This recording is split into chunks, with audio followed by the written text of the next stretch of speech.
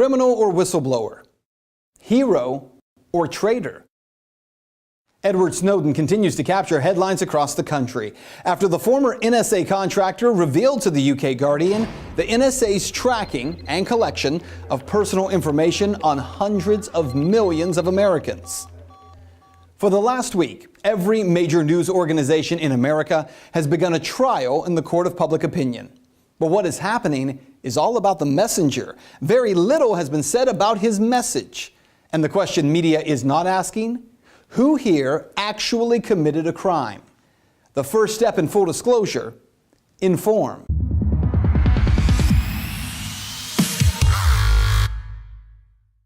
Edward Snowden shocked the world when he sat down exclusively with the UK Guardian's Glenn Greenwald. The NSA has an internal government computer system called PRISM. That's what he reported. How it works? Under secret court orders, the NSA has been collecting two things: foreign online communications, including email, chat, and VoIP communications. The second, gathering metadata relating to millions of phone calls, which could reveal the location of callers, but not the content of the calls. That's the most technical explanation of PRISM. In short, since 2007, phone and tech companies, including reportedly Google, YouTube, Microsoft, Skype, Facebook, Apple, AOL, and others, have been required to provide backdoor access to the NSA, though the exact details of those companies' agreements and all the ways they share data have not been revealed. And that the NSA has been tracing calls from every Verizon and Sprint customer, gathering that metadata. Now, among the latest claims, in 2008, Yahoo actually fought the order to hand over information as being unconstitutional, until the court ordered them to comply. Also, in 2008, Congress gave the Department of Justice the authority to make reluctant companies comply.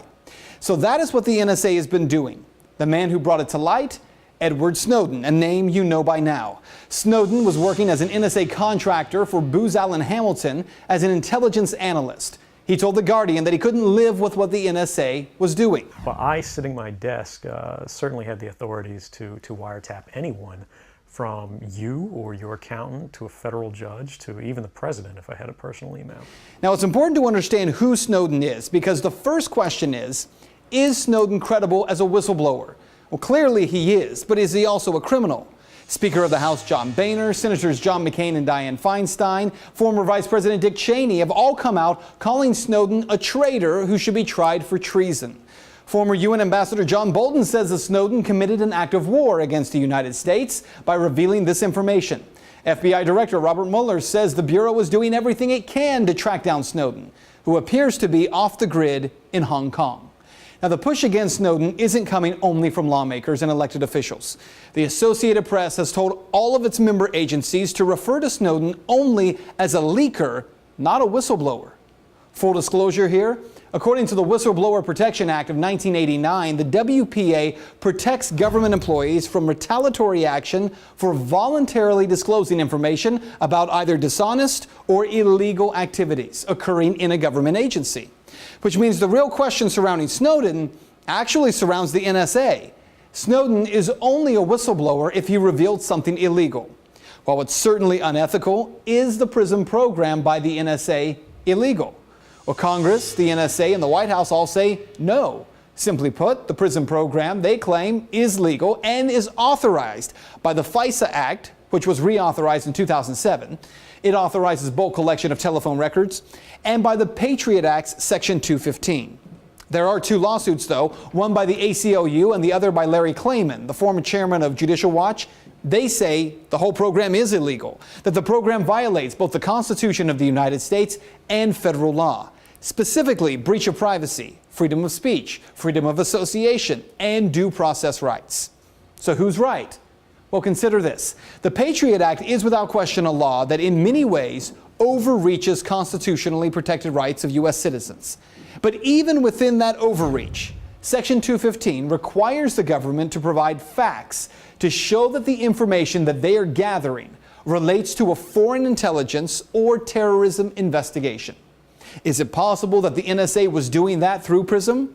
That among the millions and millions of Verizon customers, there are cases where the NSA was investigating connections to terrorism? Yeah, it is possible. But what's not possible is that every single Verizon customer, even more so, that every wireless customer in America has made calls relating to a foreign intelligence or terrorism investigation. In short, what the media has not told you and what most lawmakers won't admit to is that even by the overreaching standards of the Patriot Act, what the NSA has been doing and is still doing is clearly illegal. So what you need to know, well, that is actually the fundamental question of our time. Here it is. Forget email and phone records and fear of terrorism. The real question, do you possess any actual rights? If the Constitution guarantees your protection from unlawful search and seizure, guarantees freedom of speech, freedom of association, due process when charged with a crime, and yet all of those rights can be suspended, not because you are a terrorist per se, but because the government wants to know if you might be a terrorist or might be connected to a terrorist, then you never actually had those rights in the first place. So when you hear someone say, hey, if you're not doing anything wrong, you have nothing to worry about, what they're actually saying is, if I'm not doing anything wrong, I don't need to have rights. Benjamin Franklin saw it very differently, saying those who would trade essential liberty for temporary safety deserve neither and lose both. And that is full disclosure.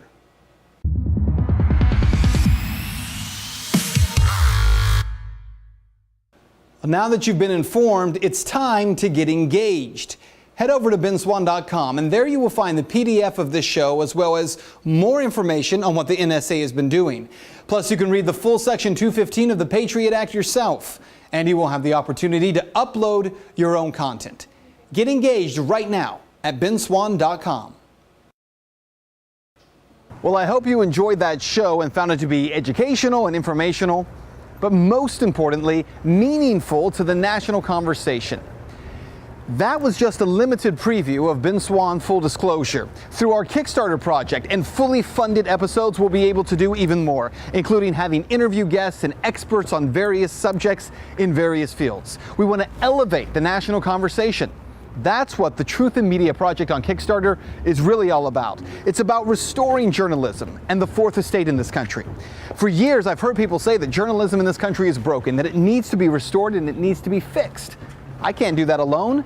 I need your help to get it done. Go to Kickstarter.com, search for the Truth in Media project, or just click on the link at the end of this show. There you'll be able to contribute. Thousands of you already have, and I thank you for that. But we need thousands more. And I'm not talking about dollars here. I'm talking about thousands of people stepping up and doing more than just being hearers, being doers, changing the national conversation. The bottom line here, this project cannot and will not get done without your help.